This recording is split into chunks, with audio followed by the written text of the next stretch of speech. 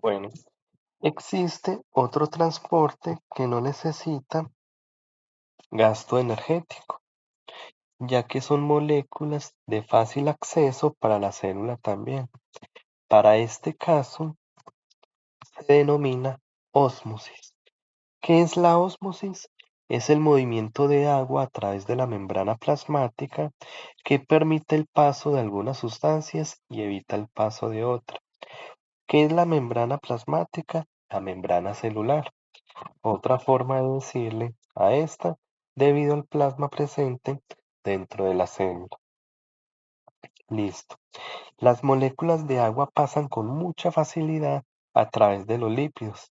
Acordémonos que cada una de estas estructuras son lípidos que tienen características específicas que permiten un ingreso adecuado de agua. Listo. El agua son las únicas que pueden atravesar la membrana eh, en relación con otro tipo de sustancias, porque los lípidos, digamos que cuentan también con carbohidratos que funcionan como sensores para determinar qué sustancias son positivas para la membrana y qué sustancias no lo son. Entonces, los tres tipos diferentes de transporte que encontramos que no gasten energía, es decir, el transporte pasivo son la difusión simple, la difusión facilitada y la ósmosis. ¿Por qué no gastan energía? Porque son moléculas de poco tamaño y de fácil acceso para la célula. Listo. Ahora vámonos a unas moléculas un poco más grandes, un poco de mayor tamaño. Para ese caso se denomina transporte activo. ¿Por qué transporte activo? Porque el transporte activo gasta energía. Es aquel en el cual hay gasto energético, debido a que son moléculas de gran tamaño, que pasan con dificultad de un medio a otro. ¿En qué tipo de sustancias podemos encontrar? Tales como glucosa, proteínas, entre otras. También deben pasar a través de la membrana gracias a las proteínas transportadoras, de forma muy similar a como sucedía en la difusión facilitada. La proteína abre su canal, permite el ingreso de estas sustancias. ¿Qué es lo que pasa? Son sustancias grandes, la célula necesita gastar energía para poder absorberlas. Sucede muy similar a la difusión facilitada, solo que ¿qué proteínas van a estar ingresando? Van a estar ingresando proteínas, nutrientes, carbohidratos, entre muchas otras. Si nos vamos nuevamente al ejemplo en la habitación, es como si quisiéramos entrar a la habitación un closet, un escaparate. ¿Lo podemos ingresar? Sí. ¿A través de alguna ventana, a través de algún orificio? No. Necesitamos de la puerta para poder ingresar este escaparate. Pero como es muy pesado, como es muy grande, gastamos mucha energía cargándolo para pasarlo de un lado de la habitación hacia el otro. Entonces, como es un aparato de gran tamaño, gasta energía. Lo mismo sucede con la célula. Como las proteínas son moléculas de gran tamaño, la célula gasta energía durante el proceso de ingreso de la parte externa a la parte interna de ellas. Listo. Con ello finalizaríamos lo que está involucrado con el transporte de sustancias a través de la membrana. Vamos a mencionar por encima un poco en qué consisten los otros dos tipos de transporte de sustancias que hemos visto anteriormente. El segundo es el transporte a través de vasos o conductos. Listo. Para este caso sucede a través de un sistema vascular. es propio de plantas traqueófitas como las gimnospermas y las angiospermas. Sucede que las plantas también transportan sustancias, pero ellas no tienen venas o arterias como nosotros, no tienen un sistema circulatorio y no todas lo pueden hacer por difusión. Entonces, ellas presentan unos conductos denominados básculas.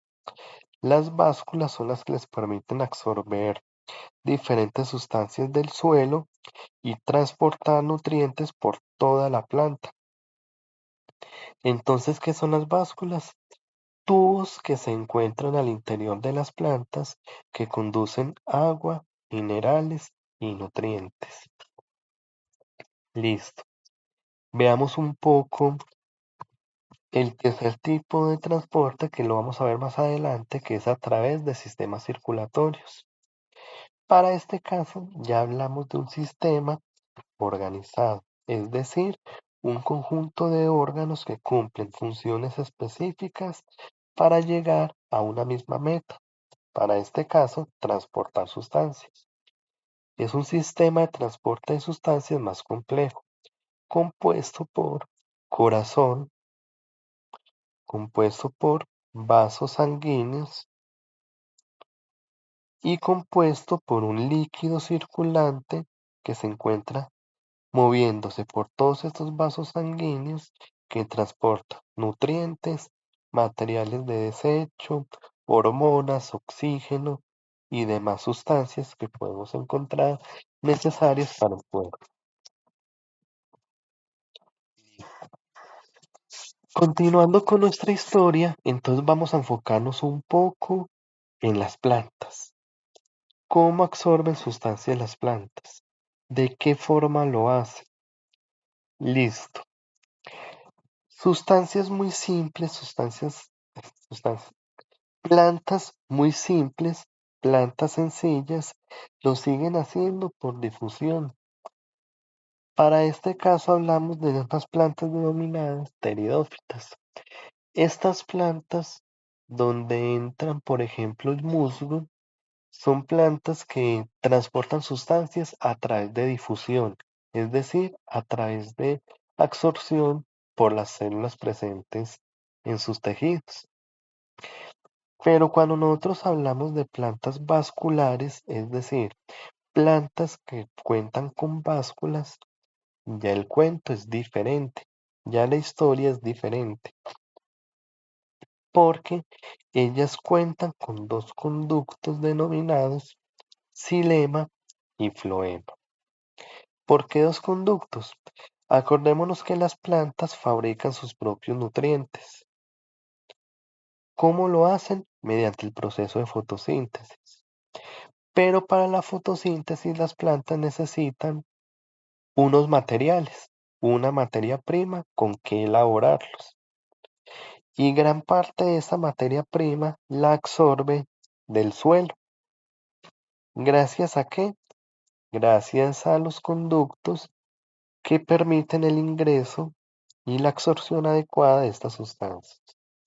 Listo. Vamos a empezar hablando de este primer conducto denominado xilema. Sucede que el xilema se encarga de transportar agua y sales minerales.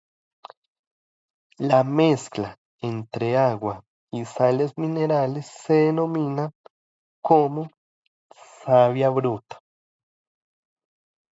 Entonces, la savia bruta es esa mezcla que existe entre agua y sales minerales.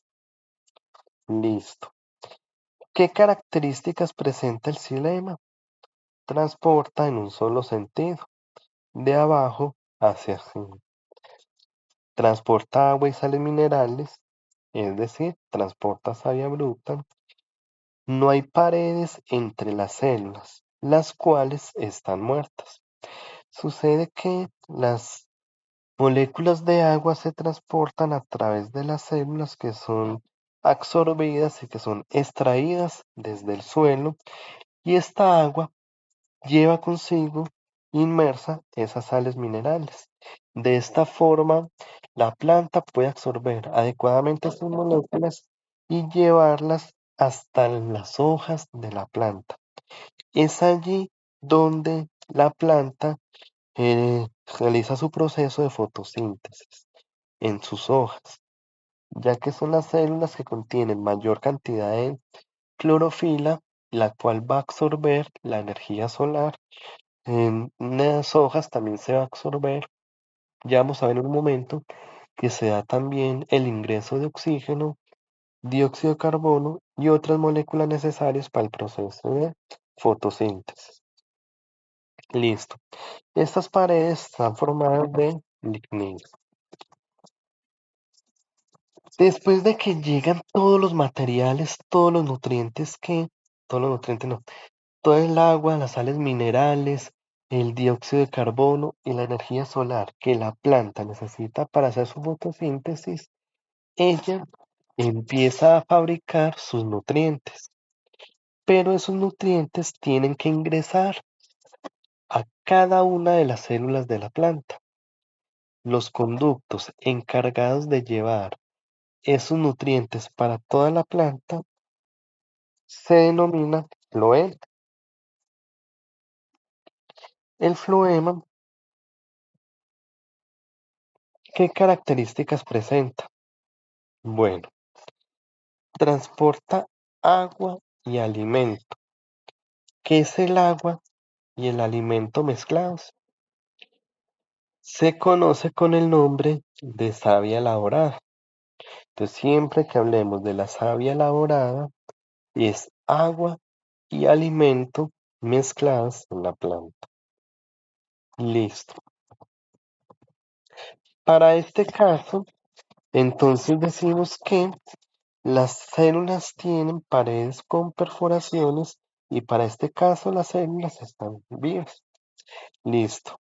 Estas paredes sí tienen la capacidad de absorber el agua y los nutrientes, es decir, de absorber la savia elaborada adecuadamente, llevarla en diferentes sentidos y transportarla por toda la planta.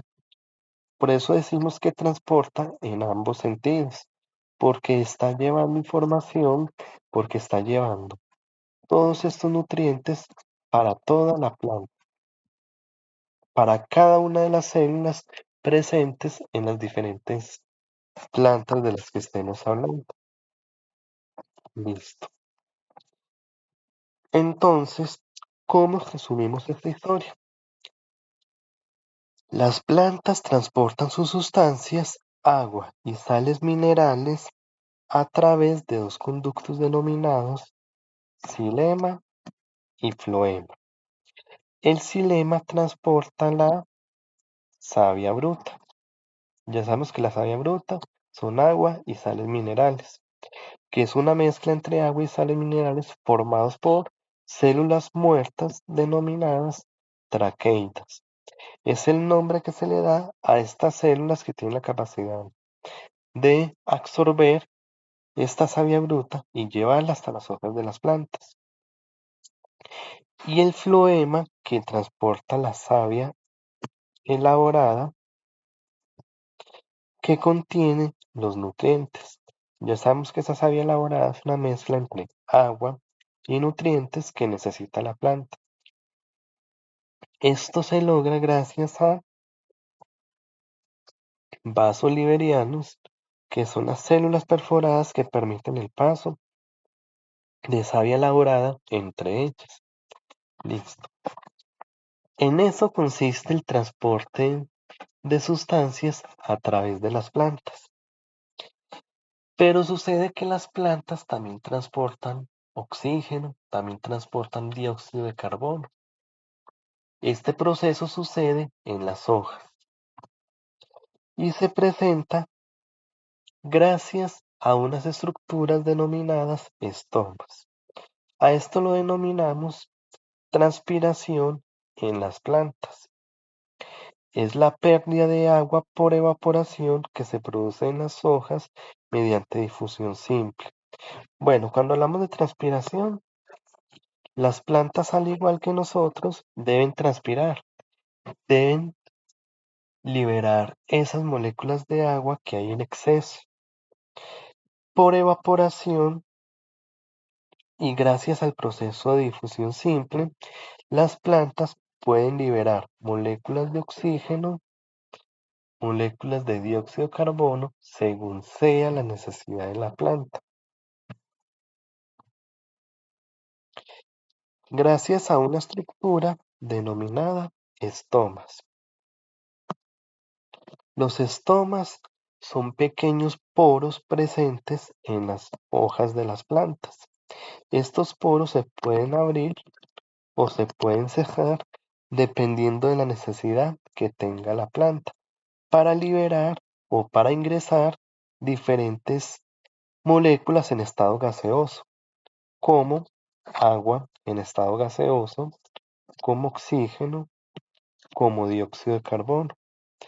No solamente permiten el ingreso, sino que también permiten la salida de estas sustancias. Entonces los estomas son poros presentes en las hojas de las plantas, los cuales poseen unas células denominadas ostiolos,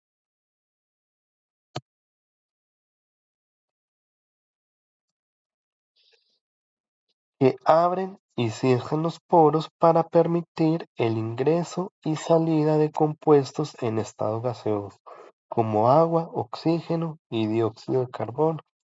Es el segundo transporte del que podemos hablar en las plantas. Gracias a los estomas se permite el ingreso y salida de diferentes sustancias en estado gaseoso, donde se encuentran presentes en las hojas de las plantas y de esta forma las plantas completan su proceso de transpiración, su proceso de ingreso y salida de diferentes gases. Proceso de respiración celular también, donde inhalan dióxido de carbono y exhalan oxígeno. Listo. Con ello finalizaríamos lo que está involucrado con el transporte de sustancias en células y en plantas. Evolutivamente hablando, vamos a continuar con el transporte de sustancias en animales para la próxima clase. Un feliz día y que estén muy bien.